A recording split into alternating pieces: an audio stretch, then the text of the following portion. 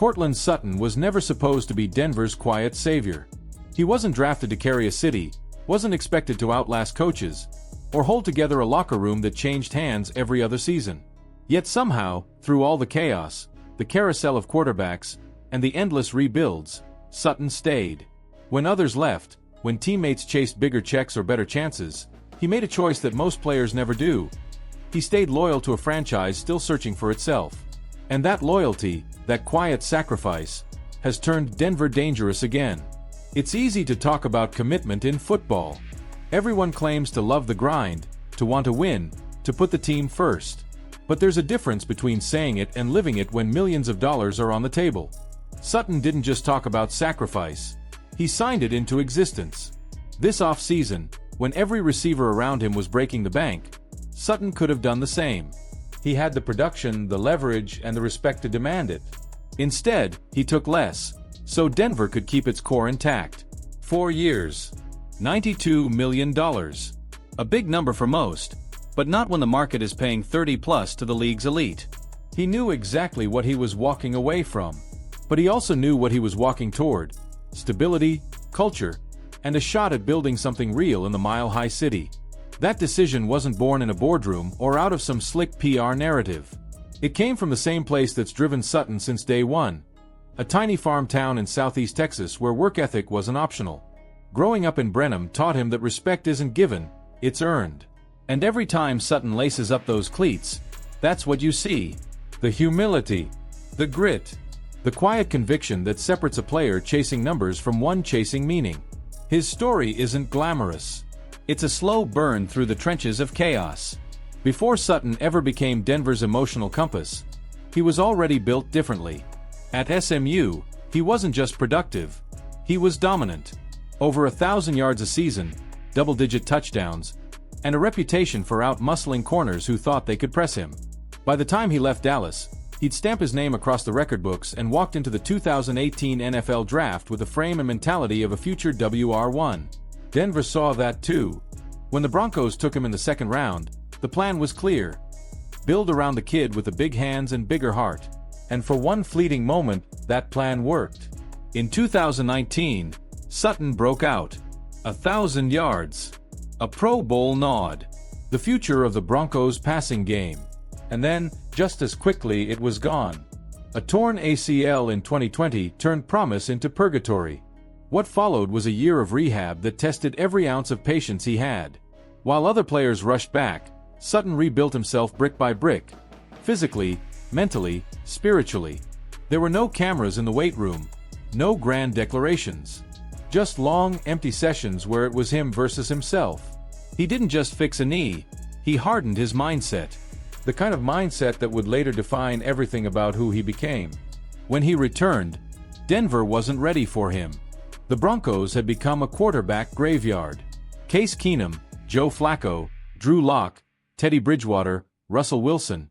It was an endless rotation of uncertainty. Coaching staffs came and went.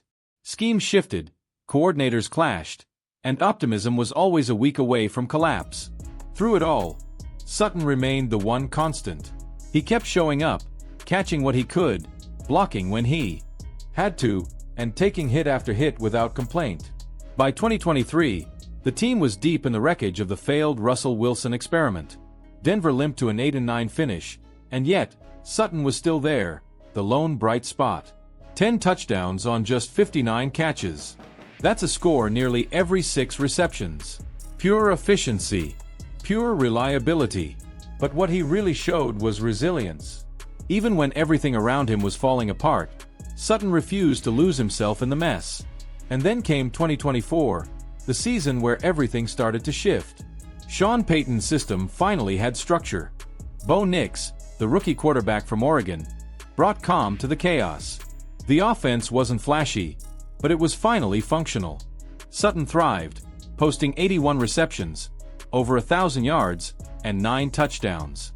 He was the bridge between eras, the veteran anchoring a team suddenly finding its rhythm. Every big drive, every third down conversion, every clutch play seemed to end in the same place. Number 14, bodying up defenders and dragging the Broncos forward. But it's not just the stats that define him. It's how he moves through the game. Watch him on Sundays.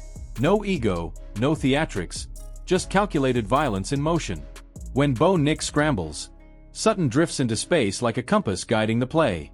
On third downs, he's the bailout. In the red zone, he's the executioner.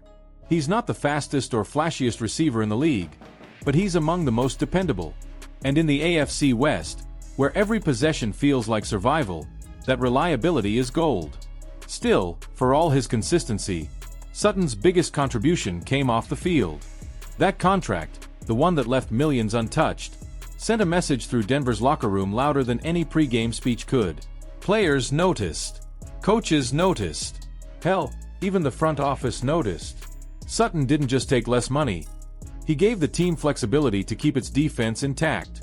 To re-sign guys like Nick Bonito, P.J. Locke, and Zach Allen. That's how you build a contender. Not through one superstar, but through selflessness that inspires everyone around you. It's the same quiet leadership that once defined Demaryius Thomas, the late, beloved Bronco who left a legacy of humility and toughness. Sutton doesn't try to replace him. He honors him by carrying the torch forward. When you see Sutton mentoring younger receivers, staying late after practice, or putting his arm around Bo Nix on the sideline, you see echoes of that same spirit. Denver hasn't had a true leader in that room since Thomas, but number 14 has filled that void. And that's what makes this version of the Broncos different. They're not built on hype or headlines. They're built on trust, on unselfishness, on players like Sutton who believe in something bigger than themselves. The Broncos aren't a finished product. Far from it. Bo Nix is still learning. The offense still stalls. The growing pains are real. But there's a foundation now, one that wasn't there for nearly a decade. In 2025, Sutton isn't just a wide receiver, he's Denver's anchor. The guy who steadies the ship when things get ugly. When the rookie QB looks lost, Sutton's there. When the offense sputters, he's the spark. When a game hangs in the balance, he's the one making the contested catch that turns despair into drive. They call him sudden death now, because when the clock's running out and the field gets short, you already know where the ball's going.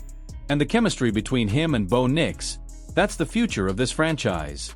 You can see the trust in the way Nix looks his way on key downs, how Sutton positions himself perfectly for back shoulder throws, how they improvise in broken plays like they've been doing it for years. It's the kind of connection that can carry a team deep into January. And with weapons like J.K. Dobbins pounding between the tackles, Evan Engram drawing coverage over the middle, and Troy Franklin emerging as another deep threat, Sutton finally has the support he's never had before. He doesn't need to do everything. He just needs to be who he's always been, reliable, fearless, unshakable. Meanwhile, Denver's defense has quietly transformed into one of the most dangerous units in the league. The orange and blue wrecking crew is back. In Week 1 alone, they recorded 6 sacks, 12 quarterback hits, and 7 tackles for loss while giving up 0 touchdowns. It's the kind of defensive dominance that gives an offense breathing room, the kind Sutton helped make possible by taking less money. That's the poetic symmetry of it all. His sacrifice helped pay for the defense that now helps him win. Sean Payton has made it clear, this isn't about moral victories anymore. This is about rings. And Sutton fits perfectly into that vision. He's not chasing records. He's chasing relevance. Championships. Legacy. The kind of things that live long after the stat sheets fade. He's seen what chaos looks like, lived through it, and now he's helping lead Denver out of it. So here's the question. What does 2025 look like for Courtland Sutton?